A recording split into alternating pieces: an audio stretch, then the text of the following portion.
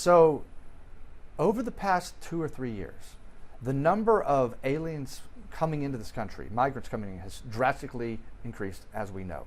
And because of that, the number of people who have smuggled them and been involved in those illegal operations has increased, because the cartels are reaching out to young people on Snapchat, Facebook, Instagram, and recruiting thousands of young people to help smuggle these people into the interior, to Dallas, San Antonio, Houston. And when they meet with law enforcement, they get arrested. And so we saw a very large increase in the number of arrests. But it was still limited because the Border Patrol only had certain limited resources. I believe now those resources are going to be, strengthened, and so there'll be a lot more cases. However, on the other hand, a lot of the migrants may not come anymore. They've kind of gotten the message, and so the flow is going to slow down too. So it's going to be interesting to see what happens. The real interesting thing is what the Defense Department does. Secretary Hegseth was in El Paso yesterday, and they're talking about operations within the interior of Mexico now that the cartels have been designated as a terrorist organization. That's what's going to be interesting. I wanted to, and I don't mean to catch you off guard here, but recently we saw Governor Abbott and I believe the Department of Defense have entered into some sort of agreement that deputizes Texas National Guard members to conduct border enforcement activities, right, so long as I believe a federal agent is with them. Right. But do you see a future where this could potentially be Texas National Guard without any sort of There's always going to be a law presence. enforcement presence, right? And law enforcement has always been able to fill their ranks by deputizing people. That's not a new phenomenon. Federal law enforcement has had the ability to have state agents become task force officers. So there's nothing new by increasing the ranks by using extra people. It is a little new to use, National Guard troops. They'd need to be trained. Most of the time they use other law enforcement to supplement. So they would a lot of training would be necessary. But I think what they're using them for is just manpower, bodies to look for people and to hold people and to capture people. But the law enforcement efforts are still going to be led by law enforcement. Do you think, what consequences do you think we will see as a result of this collaboration between the federal government and the Texas National Guard? Well, first of all, the immigration issue is different than the criminal justice issue, right? Our immigration laws are not criminal laws, they're immigration laws. And so if a person is here and they're undocumented, they go into the immigration process and they're dealt with, and most of the time they see a judge and they have a process, and then they're deported. That's different than if someone is committing a crime. And it's not a crime to be here illegally. It's a crime to come back if you've been deported once, or it's a crime to transport or harbor someone who is not here legally. And so all the criminal justice activity is associated with the activity that surrounds the migrants who are coming in. And I do believe we could definitely see more prosecution of people who are helping migrants. Obviously, if you're transporting them for money, if you're moving around, but I wouldn't be surprised if we started seeing maybe businesses get raided because look, if you go down to Home Depot and you pick up some workers for a job because you want to use their cheap labor, that's illegal. It's a felony, and people have been doing it for decades, and it helps our economy. But it's not going to take too many arrests of, foremen and general contractors with migrants in their truck before that stops.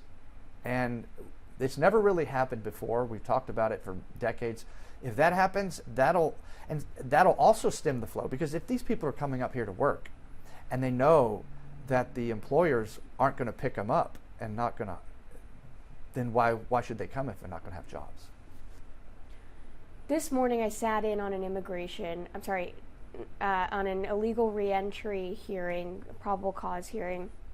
Like you said, that is a crime, illegal reentry.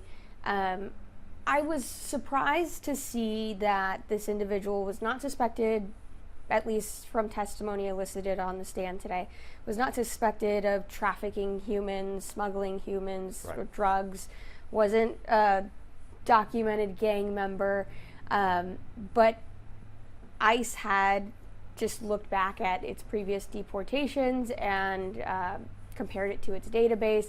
We're being told that these targeted enforcement operations are going after the worst of the worst. Does it surprise you that resources are being placed into going after individuals that merely re-entered the country? Not really, because first of all, people who are have criminal records, let's say they're wanted, they're fugitives. Well, they're already fugitives because we can't find them, all right? And if a fugitive happens to also be here illegally, that's going to be a priority to get the fugitive, but the fugitive was always a priority, right? So if they're trying to get as many bodies arrested as they can, one of the quickest ways they can do that is find someone who has been deported before, because in that situation, it's an easy arrest, right? It's the person's here illegally, but they don't go into immigration proceedings, which is not criminal, which is what could keep them here. They're immediately arrested for being previously deported, and that's easy to prove. It's paperwork. You were deported. You're gone.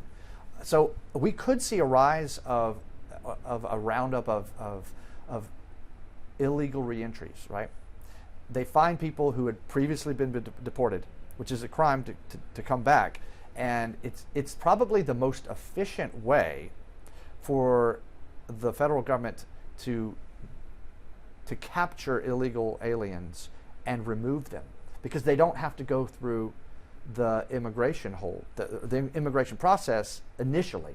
Now they will have their immigration stuff dealt with, but it will also be very quick because they've already been deported. They don't have to go. They're not going to have a reason to stay. They're not going to be able to have asylum. They're not going to be able to have any. They're not going to go to an immigration judge and say, you can't remove me because of these factors. That's not on the table. They've already been removed, and now they've been charged and convicted of illegal reentry. So it's a fast way out. So if you want to get out the most people the fastest, really, you could go after the illegal reentry cases. And they're some of the easiest cases for the federal government to process, because most federal cases are complicated. They're serious, they're complicated. These cases are not serious, they're not complicated. You have a person, you look to see if he's been deported.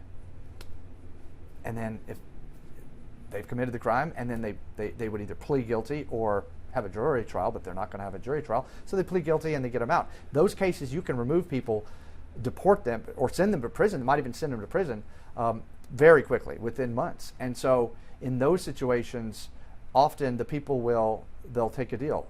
I won't go to jail for this crime of illegal reentry if I agree to be deported, and they'll just get them right out. So that could be the quickest way that they're deciding to remove people. In areas where they know they have a high illegal alien population, and then they know where they're at. I keep seeing there's mass hysteria of, oh, ICE is here, right, ICE is there. Like just this morning I saw, there's federal agents at Culebra right before I-10, and it seems like every day I see a post saying they're here, they're there, right, they're everywhere.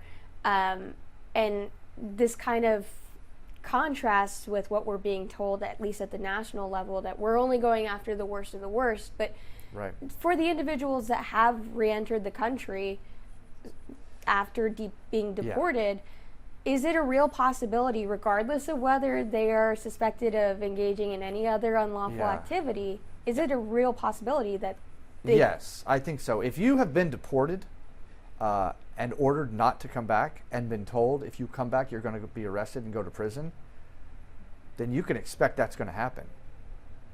That's different than people who are overstaying a visa or who came in illegally and then now they're working. All those people, if they're not criminals. They're not committing crimes. They're regular people who have an immigration regulation problem. And if they make contact with ICE or Border Patrol, they see they have no status, they may put them into custody. In the past, in the Biden administration, they weren't putting them in custody. They're basically letting them stay out while their case was pending, which would take years. Well, now the Trump administration is saying, well, we're not going to let you out because that doesn't make any sense. So we're going to put you into custody.